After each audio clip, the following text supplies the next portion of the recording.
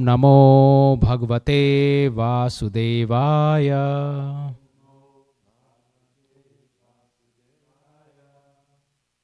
So we are reading from chapter 10 in the verse number 35.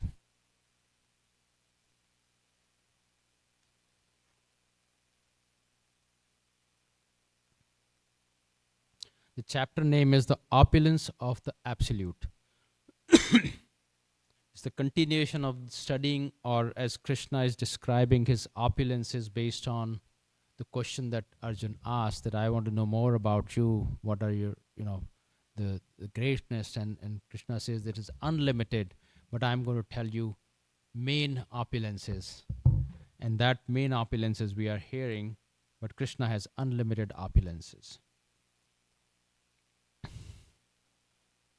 Brahat Sam Tatha Samnam Gayatri Chandasamaham Manasam Margashirshoham Ritunam Kusukmakarah. Brahat Sam Tatha Samnam. You want to repeat after this? That's okay if you can.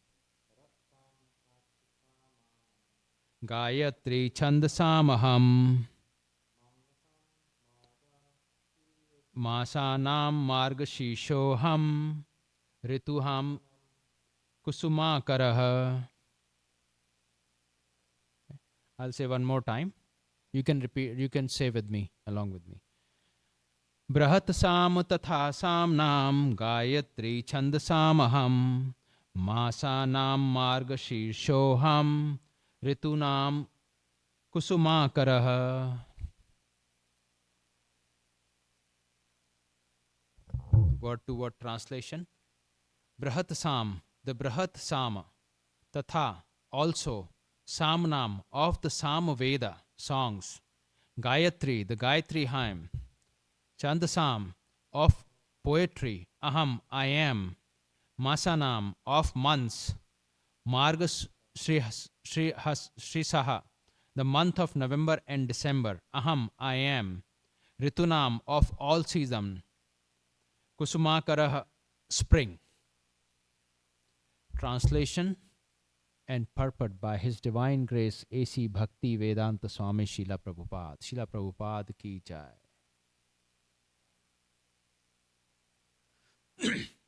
Of the hymns in Sam Veda, I am Brahat Sam, and of poetry, I am Gayatri. Of months, I am Margashirsha, November and December. And of seasons, I am flower-bearing spring. Purport: it has already been explained by the Lord that amongst all the Vedas, He is the Sam Veda. The Sam Veda is rich with beautiful songs played by the various demigods. One of these songs is Brahat Sama, which has exquisite melody and is sung at midnight. In Sanskrit, there are definite rules that regulate poetry. Rhyme and meter are not written whimsically, as in much modern poetry. Amongst the regulated poetry, the Gayatri Mantra, which is chanted by the duly qualified Brahmanas, is the most prominent. The Gayatri Mantra is mentioned in Srimad Bhagavatam. Because the Gayatri Mantra is specially meant for God realization, it represents the Supreme Lord. This mantra is meant for spiritually advanced people, and one attains success in chanting it, he can enter into the transcendental position of the Lord. One must first acquire the qualities of the perfectly situated person, the qualities of goodness according to the laws of material nature, in order to chant the Gayatri Mantra. The Gayatri Mantra is very important in Vedic civilization and is considered to be the sound incarnation of Brahman. Brahma is its initiator, and it is passed down from him in disciplic succession. The month of November and December is considered the best of all months because in India, grains are collected from the fields at this time, and the people become very happy. Of course, spring is the season universally liked because it is neither too hot nor too cold, and the flowers and tree blossom and flourish.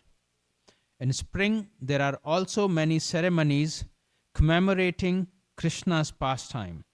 Therefore, this is considered to be the most joyful of all seasons, and it is the representative of Supreme Lord Krishna. Om Ajnanatimirandhasya Jnananjana Shalakaya Chakshuram Militam Yena Tasmai Shri Guruve Namaha.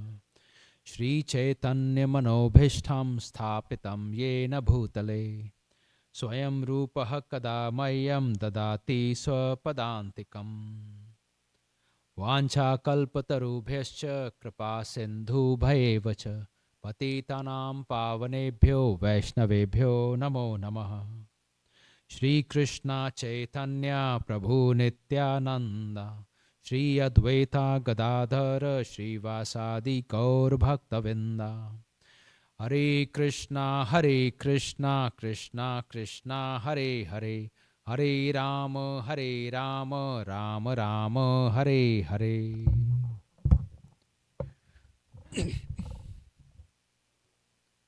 Hare Krishna. Well, they are welcome to join Bhagavad Gita of your tour.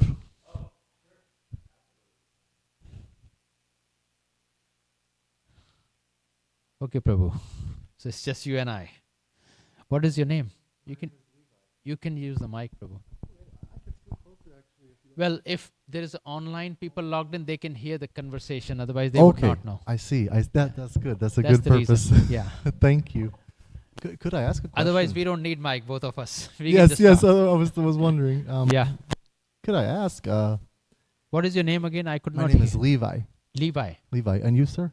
My name is Prem Chandra Das. Prem Chandra Das. Nice. Thank you for coming to Gita class. Yes. What is your question? I'll start from there and then we can discuss this. Okay. I was just a simple curiosity. I know of the Gayatri mantra, and I've heard quite a few times that that's a very serious mantra and possibly requires initiation to even use. And I never hear anyone in ISKCON necessarily chanting it, so I was just curious if at some level, if we do. Or This beautiful question. Thank you for asking. We will discuss that during our full discussion of this. Yes, sir. Thank you very much. And did you recently come to the temple? Are you been coming to ISKCON long time? Well, me myself, I have been. It's a bit of a long story. I've come to devotion to Ram Hanuman myself through my personal path, and I'm very, very closely associated with ISKCON. Very nice. I consider myself a Bhakta to Ram. Very nice. But I really, really have. It seems the more that I'm here, it's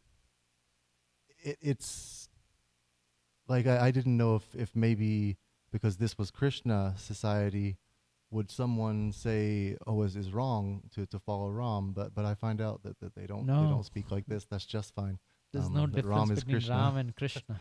And I Krishna's older brother is Balaram. Yes. Like Hare Krishna, Krishna Krishna, Hare Hare, yes. Hare Rama, Rama Rama, Hare. And I pray to Krishna too, very much. He says in this chapter, among the Dhanurdharis, I think that's what he says, I am Ram. I believe so. Yeah, that's. But anyway, let's come to this. Let us discuss, and we'll discuss your question also. Yes. Is that okay? So here it is. I'll read the translation again of the hymns in Samaveda. I am Brahat Sam. And of poetry, I am the Gayatri. Of Mansa, I am Marg Shrisha, November, December. And of the season, I am flower bearing spring season. And in the purport, Srila Prabhupada is saying that Krishna has already explained to Arjuna that among the Vedas, he is the Samaveda. And why he says, because the Samaveda, it says further that is the rich with beautiful songs played by various demigods. One of the best. It's the best of the best. And Krishna represents best of the best. That is why he's Samaveda. And within the Samaveda, one of the song is Brahata Sang. Brahata Veda. Brahata Sama. And it is one of the most beautiful among the Samaveda. So he's the Samaveda, and he's also represent the best within the Samaveda hymns and the whole poetry, which is called Brahata Sama. It's got the amazing melody, and it is sung at midnight. Now, we won't find a lot of description of that, but essentially what I understand that it is either being sung for Indra in his court or sung by Indra. But it is supposed to be the best of the whole Samaveda. That is why Krishna is saying he is that. And then he says, of the poetry I am Gayatri. And Srila Prabhupada is explaining here that among the regulated poetry is the Gayatri mantra, which is chanted by the duly qualified Brahmana, is the most prominent. The Gayatri mantra is mentioned in Srimad Bhagavatam because the Gayatri mantra is specially meant for the God realization. It represents the Supreme Lord. This mantra is meant for spiritually advanced people. When one attains such success in chanting it, he can enter into the transcendental position of the Lord. One must first acquire the qualities of the perfectly situated person, the qualities of goodness according to the laws of material nature, in order to chant the Gayatri mantra. The Gayatri mantra is very important in Vedic civilization and is considered to be the sound incarnation of Brahman. Brahma is its initiator, and it is passed down from him in the disciplic succession. So you were asking the question about the Gayatri mantra, that you have heard about it, but in ISKCON you don't see people chanting, right? That was your question? Yes, I was asking that because I'm thinking it probably requires initiation, something. It says serious, very Yes. advanced practitioners, so So- that's the nature of my question. Yes. So partly what you said. Please come in. We're discussing Bhagavad Gita if you want to join. Sure. So, yes, so Gayatri mantra,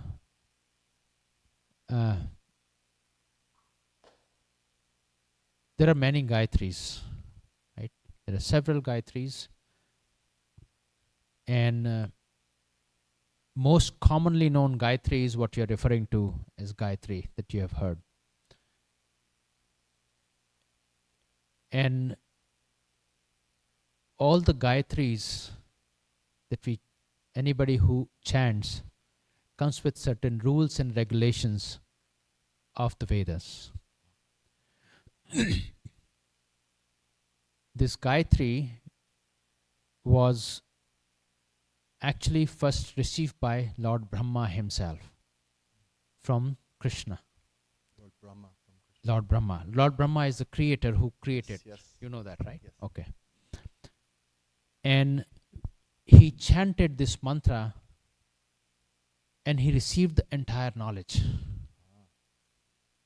Chanting the Gayatri mantra. And in that process, he understood everything.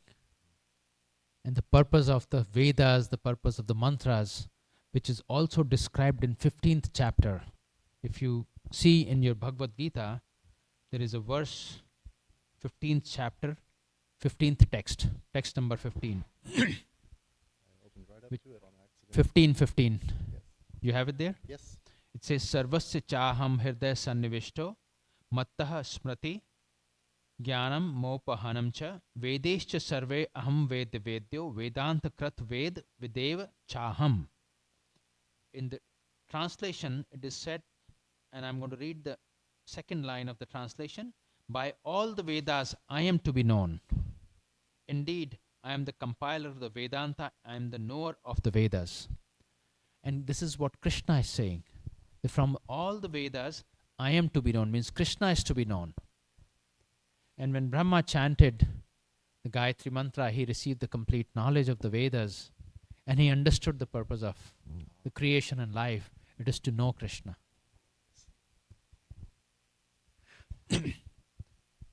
That is one part of your question. Yes. Right. Second part, you said the qualification. Right. According to my understanding from the Shastras and the system, especially the parampara that we follow, the Gayatri Mantra is to be chanted by a Brahman. Now, next question comes, okay, so then any Brahman can chant. Who is a Brahman? What is the qualification of a Brahman? So that one can chant the Gayatri Mantra, right? So the qualification of Brahman is also given in Bhagavad Gita. And I think it is given in the 18th chapter. Many places defined, Srila Prabhupada described, but especially, let's go to the 18th chapter, verse number 42.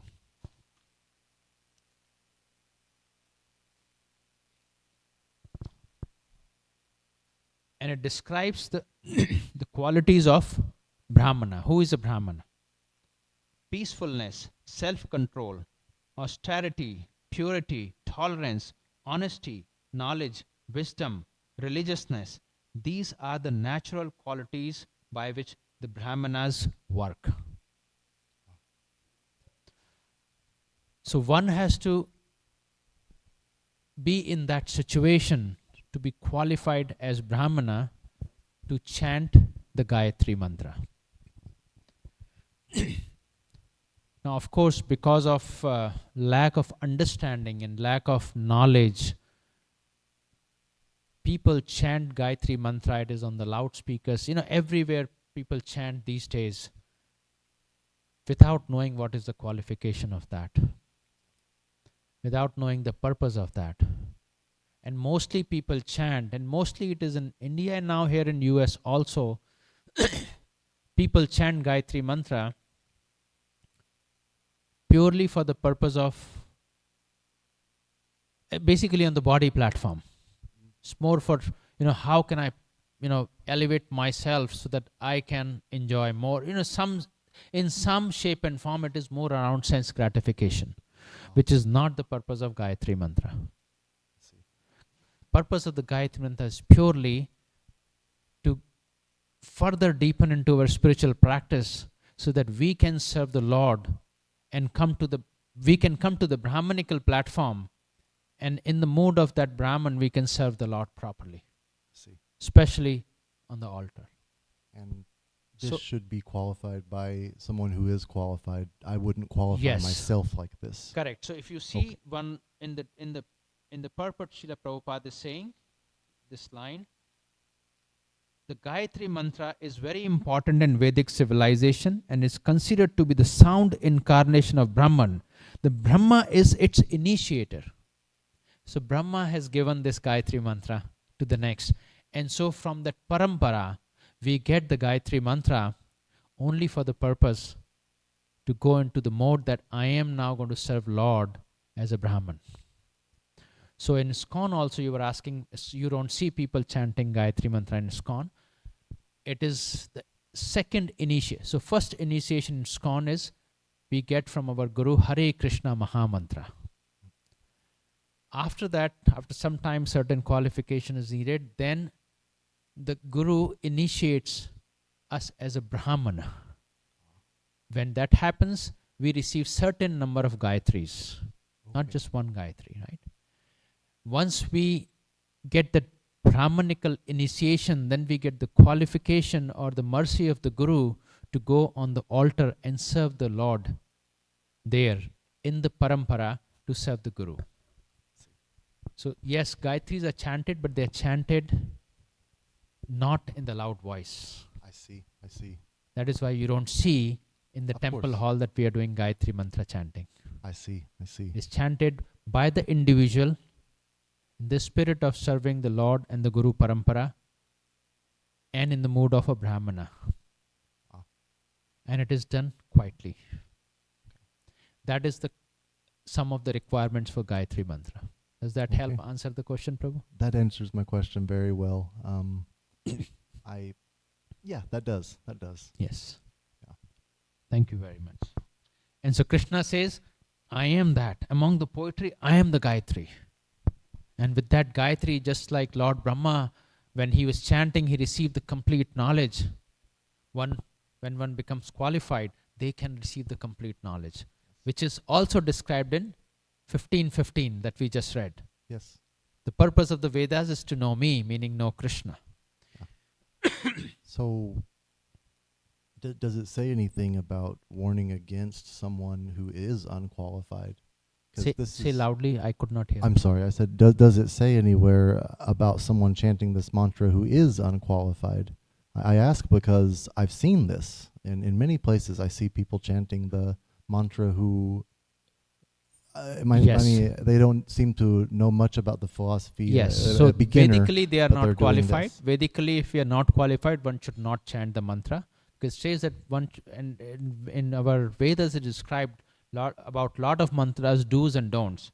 It says very clearly the Brahman has to chant. Ah. And we also read the definition of Brahman in 18th chapter, right? In Yes. 42 verse, which is 18. peacefulness, self-control, austerity, purity, tolerance. The purity itself is such an important aspect that today this mantra is chanted anywhere and everywhere. Even the space is not pure. One takes shower or not, people chant. I'm just giving a very simple example. But purity is more than just taking shower. Right? Purity of heart, purity of our mind, and purity of externally. All Yes. are needed. Tolerance. That is a quality of a Brahmana. And one must be tolerant and not get agitated by people, things, situations around us. In today's world, you will find that in order to do any kind of spiritual activities / puja / yagyas or any ceremony, when we ask and reach out to certain pandits or purohits who are, who help perform these activities, generally first thing comes is that for this type of activity, this is my fees. $100 for this, $150 for this, $50 for this, $11 for this. That is not Brahmanical characteristic. Second problem is that people who are born into a family where maybe parents or grandparents or forefathers were Brahman, they consider themselves Brahman. That is not the qualification. Krishna says it is not by birth. It is by qualification. Birth does give an opportunity for one to become Brahman faster because they are in that environment. But it is my consciousness, it is my desires, it is my actions, it is my conduct that will determine if I can become Brahman or not. That's very, very beautiful, because that was actually my next question. I was wondering if one in India may be a Brahmin by birth, then do we consider people from the West by their merit? But you answered that question. It's by merit and actions, our heart. Yes, and Srila Prabhupada has made Brahmins in West also. Yeah. Because he is qualified to make Brahmins. And when the disciple is qualified to become Brahman, he has given those Brahmanical initiations. And so it is absolutely, birth is absolutely not the criteria to be a Brahman. This is a misconception, and because people do not read scriptures, do not have an understanding of Bhagavad Gita and scriptures, people think that because I am in the Brahmanical family, hence I am Brahman, and I can do anything. And my Brahman qualification does not go away. That is not correct.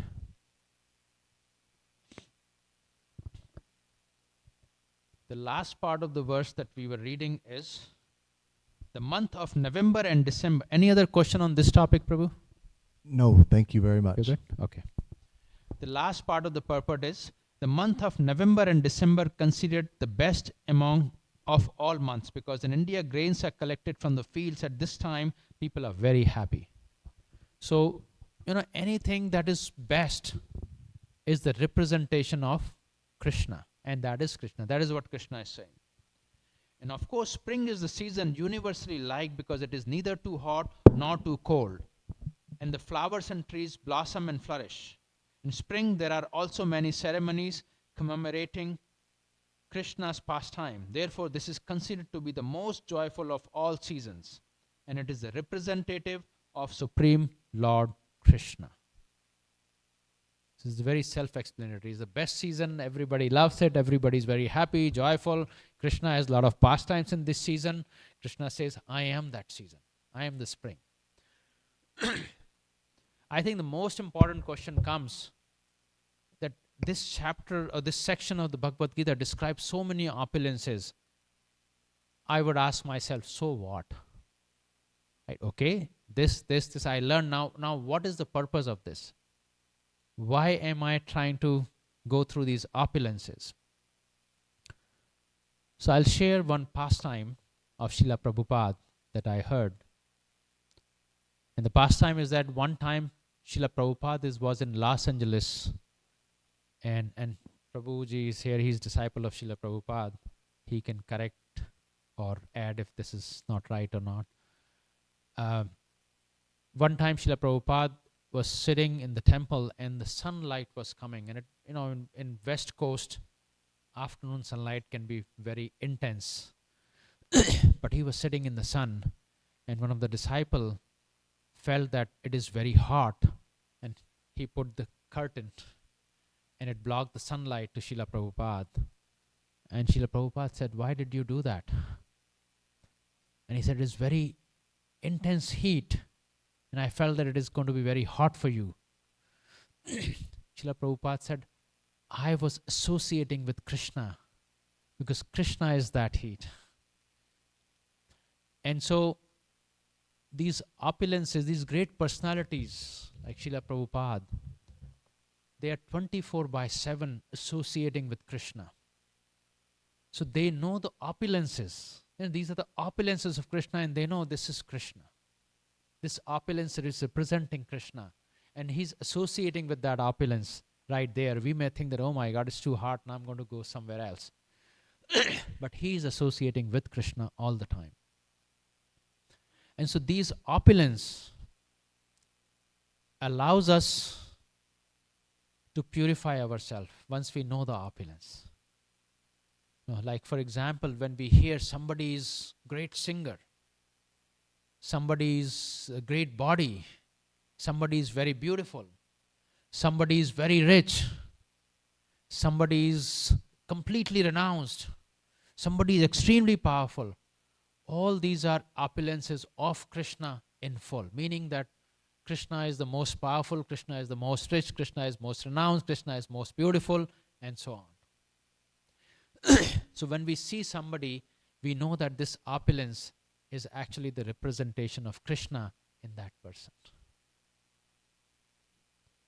And so similarly, Krishna says, I am the taste of water, which is one of my favorite personally. That means when I'm drinking water, and if I'm mindful, I'm taking time to really, okay, Krishna says, I am the taste of water. Can I taste Krishna? This is the best way to really associate with Krishna immediately, because when I'm thirsty, I need water. Coke, Pepsi, or juice is not going to fulfill that. I need water. When I'm dying, I need water. And in normal course, we don't really care what is the taste of water. We don't really care when we take hot shower. But Krishna says, I am that. Same thing for air, water, right? So that is why these opulences, knowledge of opulence is important, because that allows us to really purify our consciousness and come close to Krishna. Otherwise, even if we come to the temple, we see the deities, and we just say, okay, very good, say Hare Krishna, and we move on. And we would not know how to see deities unless we know how to hear. When we hear, then we know how to see deities. So Shavaranam is extremely important way to understand the whole knowledge and become close to Krishna. Not by seeing it. Because we will see a lot of things. But we have to hear in the disciplic succession from the acharyas to be able to really become Krishna conscious. So that is the fundamental principle that we follow here at the temple. Or wherever you go in Hare Krishna temple, you will see these principles. Any other question, Prabhu? Since we started with your question answers. Not right now. I don't have any other questions. I'm really appreciating what you're telling me, though. Thank you. Well, what I'm telling is not what I'm telling. I'm telling you what Srila Prabhupada is telling us. Yes. Yeah. So it's very important to understand this and have gratitude for the fact that this personality, which I'm pointing here, is Srila Prabhupada, who took so much time out of compassion and fulfilled desire of his spiritual master in the succession to bring this knowledge to the West at the age where nobody would want to come. Especially nobody would want to leave Vrindavan. When you are close to 70, you're pretty much in the retired life, and you are very well situated in Vrindavan like Srila Prabhupada was, and was very much absorbed into his sadhana, reading of scriptures, and he could preach there itself. But his teacher, his spiritual master, had given him an instruction that this knowledge has to be given to the entire world. And that can happen if you go to West, start preaching from there. Because once West accepts it, India will also accept it, and the rest of the world will accept it. And for that purpose, the most important city at that time was New York. And even today, whatever New York is doing, the whole world is doing. Right, Prabhu? If New York is doing, the whole world is doing. So he came to Boston, and from Boston to New York, long story, but I'm making it short, that this person, can you imagine at the age of 70, he's here coming in the cargo ship for 2 months, sailing with 2 heart attacks, did not know where to go, who is going to host him, where is he going to get meal, how is going to preach, where is he going to live, and no money, except Srimad Bhagavatam and Bhagavad Gita copy with him. And he came here, and Prabhuji, who is sitting right here behind you, was one of the initial disciples of Srila Prabhupada, who got initiated by him. And it was an amazing journey at that time. It was a struggle we cannot even comprehend. Imagine when I don't know anybody and I'm coming to America, especially not to find a job, to preach people that, hey, please love God. How many people are going to listen? And also telling 4 principles. It's amazing, those 4 principles. And nobody would actually accept, if you hear those 4 principles, in the West, that was the culture at that time. And the 4 principles were: no meat eating, no intoxication of any kind, including tea and coffee, no caffeine, no gambling, and no illicit relationships. And these were the prominent things at that time. That without meat, you can't have meal. Without intoxication, you cannot have fun. Without gambling, there is no life. And illicit relationship was part of the culture. And can you imagine this person coming, nobody knows him, and he's telling these principles and say, no, you chant Hare Krishna, read Bhagavad Gita, and don't follow these 4 regulative principles. It's an extremely hard job for which you are not going to be paid. But he did it not because he's going to get anything out of it. He did it because his guru specifically told him that if this is not given to the West, this knowledge will pretty much finish. Nobody in India is going to follow also. And not only it is the best for India, it is for the compassion of the entire humanity that this knowledge is needed. Once this is given, the world itself will become a better place. It can become actually Vaikuntha right here. So from that purpose, for the compassion for the humanity, he did this at that age. And he was there for about 7-8 years after that. In 77, at the age Prabhu, he left his body. 78. Srila Prabhupada. When did he leave his body? 77 or 78? 77 November. So, and he built this whole structure. When I say structure, I mean this ISKCON structure, which makes us to practice Krishna consciousness so easy. And that is why, we do what we do here. That is why we are in association with senior devotees to learn more and do our practice. And then it is desire of Krishna in Bhagavad Gita itself, which is the desire of the Guru Parampara, which is the desire that Srila Prabhupada shared, that once you know this knowledge, you must share with everybody else. And that is why we have these classes, these activities. We go have Bhakti Vraksha programs in every country pretty much. In Dallas itself, we have 17, 18 Bhakti Vrakshas happening in different places, Plano, Frisco, Irving, Coppell, Fort Worth, I don't know, the whole list is there, where devotees go in the houses and do these programs, and many other programs goes on. The purpose is to share this knowledge. And why? Why do we have to take this knowledge? Why is it important? What do you think? Huh? To know God, to know truth, to get out of the cycle of birth. Yes, thank you very much. The material body is subject to certain sufferings, according to Bhagavad Gita. It's a common sense actually. Bhagavad Gita has so many beautiful points which is always missed in our day-to-day very busy life. It says there are 4 sufferings. The 4 sufferings are birth, old age, disease, and death.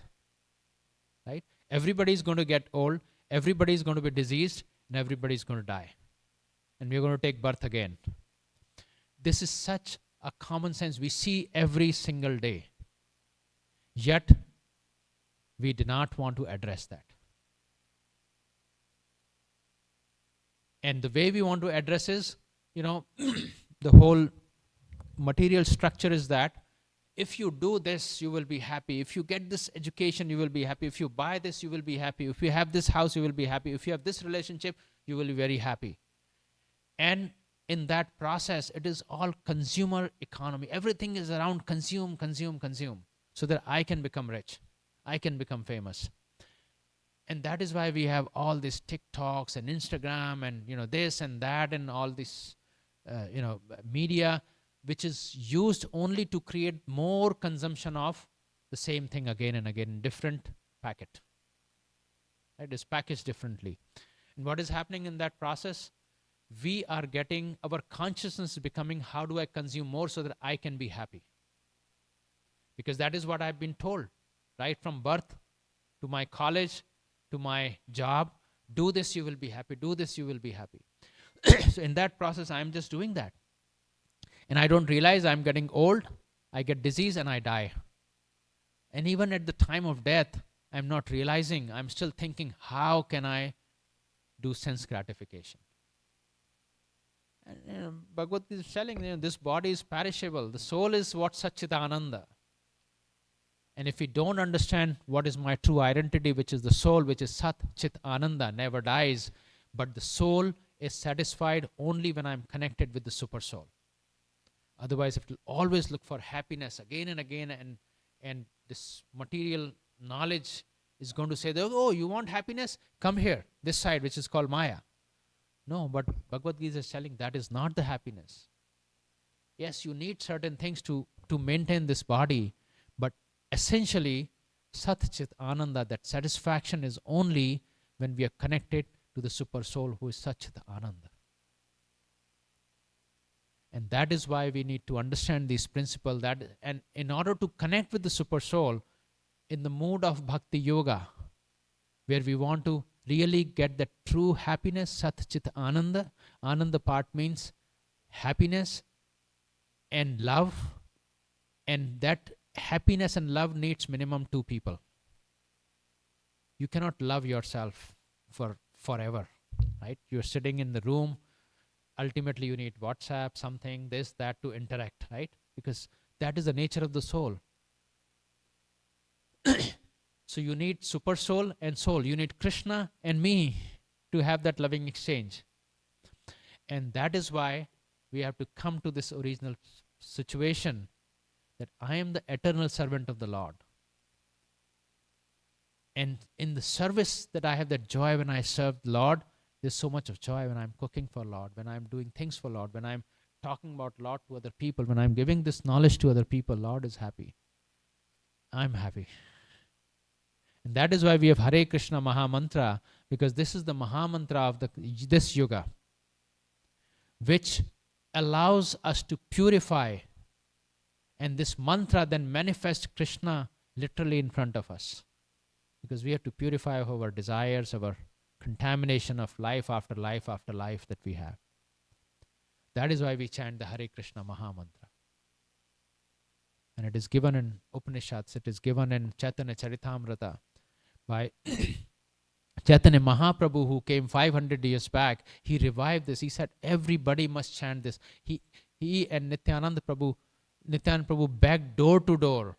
People, just please chant in this Kali Yuga. This is the mantra which will actually cleanse and reconnect us to the Lord. That is why we chant Maha Mantra. I'll stop here. If any other further comments or corrections, I am looking forward to hear that. I know you stayed longer than you needed to stay, so please feel free to go. Can you pass mic to Prabhuji? He wants to share something.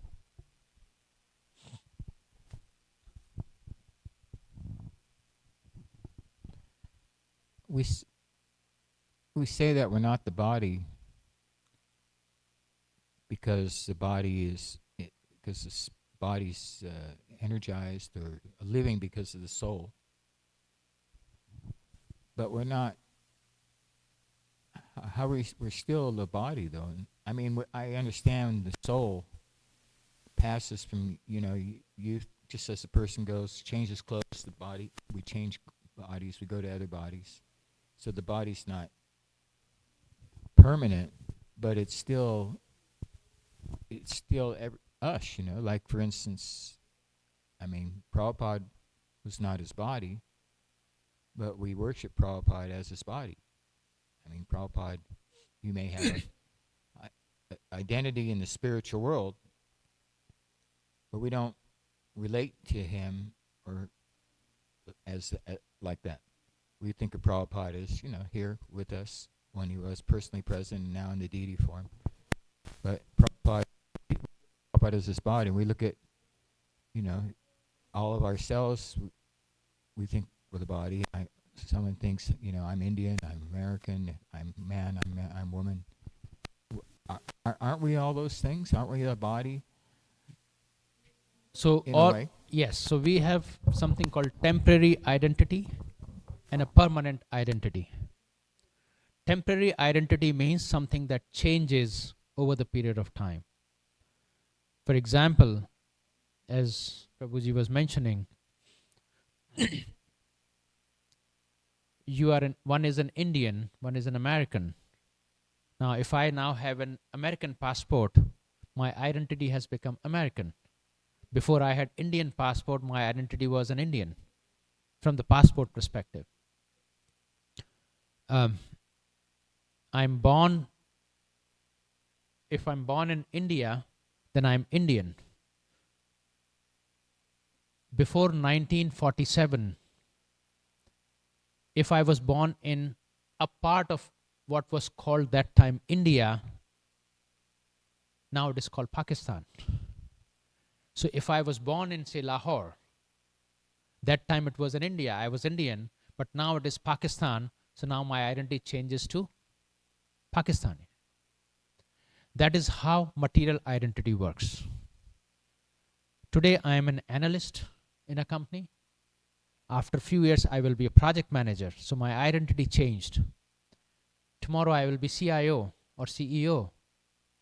After that I could be fired. I don't have that identity. That is the nature of temporary identity. So it is there on a material platform, we have temporary identities. It's not denying that, but that is not our real identity. And yes, we are attached to these temporary identities and temporary bodies, but what about the body we had from the last life? Where did it go? What about the body we might have in the next life? We are going to be attached to that. So temporary identity is okay, just like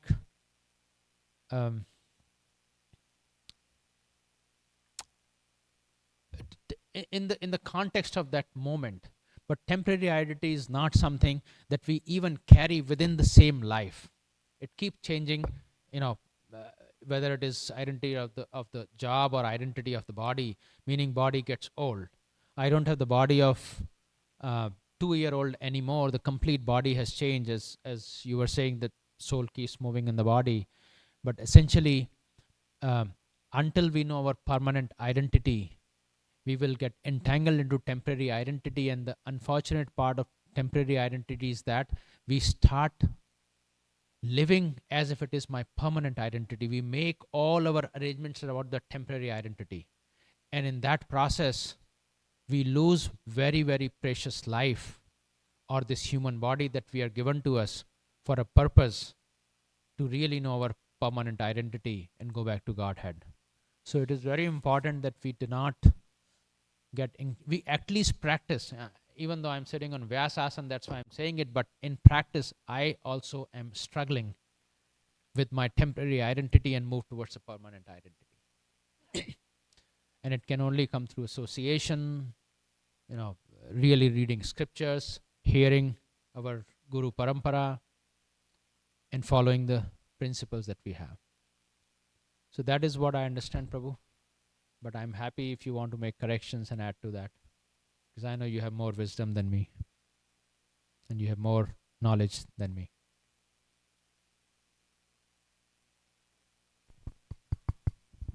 Thank you. The other thing, a lot of people are on medications nowadays. They get medications from doctors, all kinds of medications. Mood enhancers, mood suppressors, pills, drugs to wake up, drugs to go to sleep, drugs to cope with life, drugs to take away pain, headaches, all kinds of drugs. They're called drugs. They're called medicines. When they're illegal, they're called intoxication. But what's really, where does medicine stop and intoxication begins? Like, this is some point where what we call medicines are intoxication, or are there some intoxications actually medicines? I can give my perspective. I think it is, of course, every individual has some understanding.